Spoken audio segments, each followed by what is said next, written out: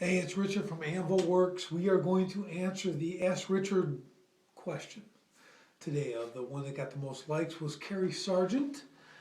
Here's the question: what about eating for success to get lean and build muscle? Is eating the right foods enough, or should you supplement with pills or powder? And what should you do for muscle recovery after a hard workout? Pills, powder, food, or all of the above? Okay. Carrie, that's a great question. You got the most likes, which is awesome. Man, that's a big question. It's a really, really big question. So what I'm going to do is hit a few bullet points on this so you get the general idea. And then I want to do more videos on this so we don't make this thing 25 minutes long. Um, Answering those in more and more detail. Plus, I'll also talk to you in the gym since you're one of our outstanding members. Here you go. Okay, first thing you want to do, Carrie, is look at the person's start point. Okay, what I mean by that is, are they just starting to work out after a long layoff, as in years, months, weeks, whatever the case? Most people are just getting back into working out, and people are excited. And there's a great saying I like: is there's none so righteous as the newly converted.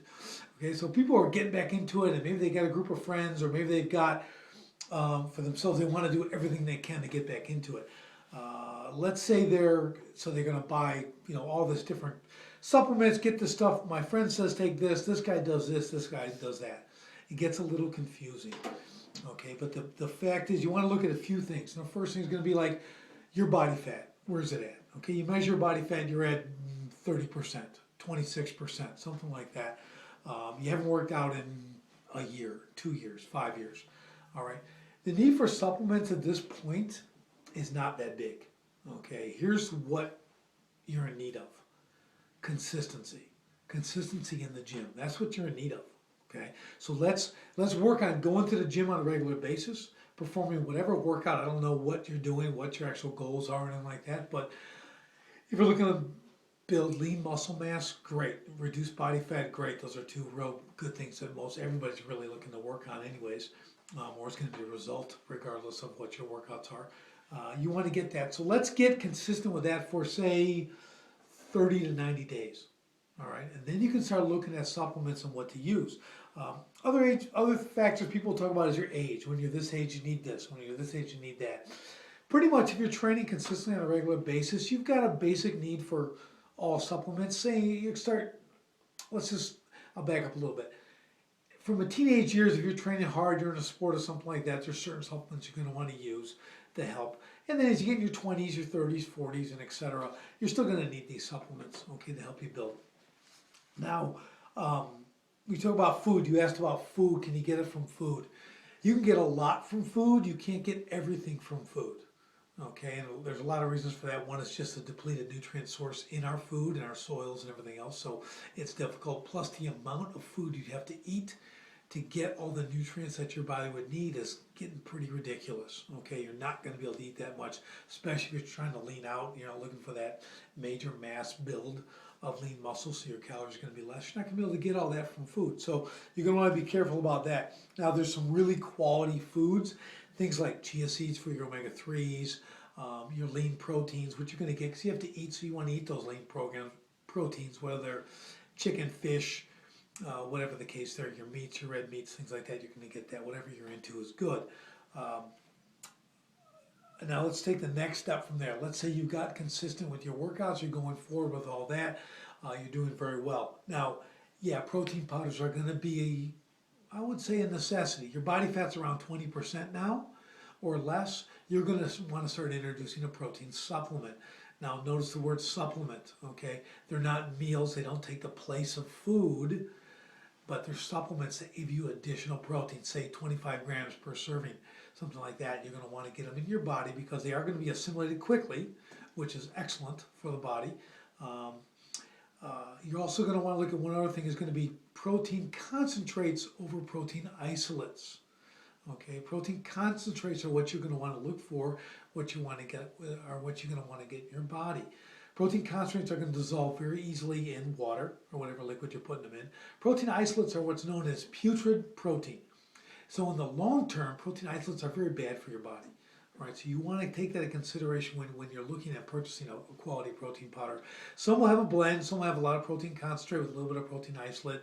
here and there. There's also hemp proteins, which are, no dairy, no whey, anything like that, which are really, really excellent for the body. You can look at that, pea proteins, things like that. But again, looking for concentrates on that. Do your needs change as you get older? Your needs are going to change depending on the demand you're putting on your body. And I'm going to leave it pretty much at that. There's going to be a lot of different things you're going to want to step into or add or subtract from your diet as your needs change depending on your programs. And again, that's very detailed, very specific. We're not going to spend the time getting into that right now. Let me see, there was one other thing. As far as recovery, timing is very important when you're eating your proteins or doing a protein supplements. What I usually find is most people need protein supplements 30 to 45 minutes post-workout. And that's when you want to get, that's your window when the body's going to assimilate that protein the best, and you're going to get the most benefit from it. So taking a protein shake before you work out is not going to help you very much. Taking it right after is going to help you tremendously. Also about recovery as far as evening proteins. Now there's recovery, there's that post right there. You're taking your protein powders right then after the workout. That's great. Okay, that's going to help rebuild muscle, give you the protein you need. Now you want to recover, as we talked about in the rest video.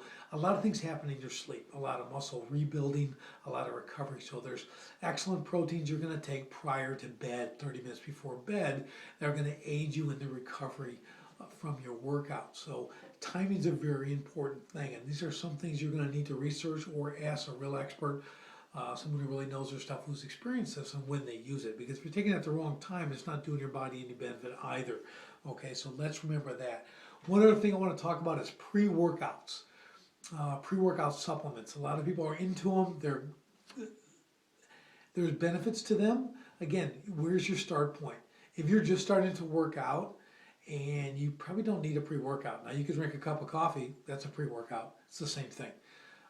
The problem with a lot of pre-workouts is they're not good for your body whatsoever. There's a lot of what we call banned substances. There's a lot of synthetics and all these things. They're going to give you kind of a buzz, and you're going to feel jacked up and ready to go, which may seem good on the outside, but then you're going to have a crash. After that, now you're going to be down, kind of like a sugar crash would be, or something like that. Stuff really gets you pumped up, so you feel good. You're going to get in there, tear it up, okay? But the problem is your health, okay? This stuff's going to take a toll on your body. So remember what pre-workouts are. They are giving you more energy, right? That's the idea.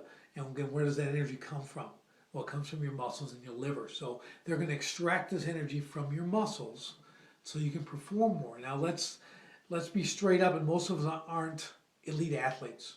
We're training at such a level that we need to squeeze that extra little bit of energy out of us.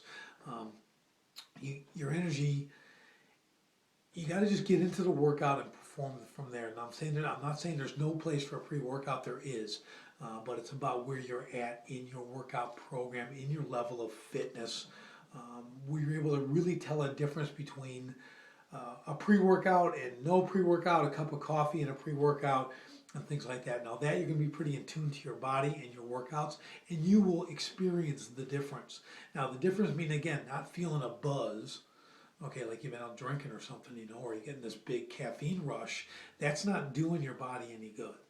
Okay, what I mean is you see a difference in the actual performance level in the gym. And then what's your recovery from that pre-workout? How do you feel an hour after, or 45 minutes into the workout, or 2 hours, 3 hours later in the day? How do you feel? You got to be careful with that. If you're crashing, feeling tired, worn out, well, then you're creating some problems like chronic fatigue and things like that. So you want to be careful with that. So overall, Carrie, really what you're looking for is balanced nutritional supplementation. Okay, proteins are one thing. You can get into omega-3s and vitamin D and joint recovery stuff, things that are all going to play a part as you train harder and harder. Your needs will change a little bit, but for the most part, there's some standard supplements that you can get on a daily basis that are good for you. Okay, and we can get. I want to get into those on another video. I'm not going to get into too much detail on that because you're basically asking what is right for you. And I think that pretty much explains it. Again, let's review real quick. What's your start point? Where are you at in your workout level? Okay, what are you doing? Have you been off for a year, 2 years, 3 years? You're trying to make a comeback now. Well, basically, you got to get being consistent again. Okay, so we've got that. Recover drinks in the evening. Yes, they're important. Okay, again, when you're at that level where you're going to need them. In the beginning, if you're just starting from a long layoff of working out, what you need is rest. You need adequate rest. You need the right food. You need quality proteins, quality carbohydrates, meaning from vegetables, that kind of stuff. Okay, so you want to get that into your body. That's really important. Of course, water is really good too. So think about that. I think if people, that's pretty much it. Again, pre-workouts, you really don't need it. If you really feel you need something, have a cup of coffee before you work out, if you're into that, okay?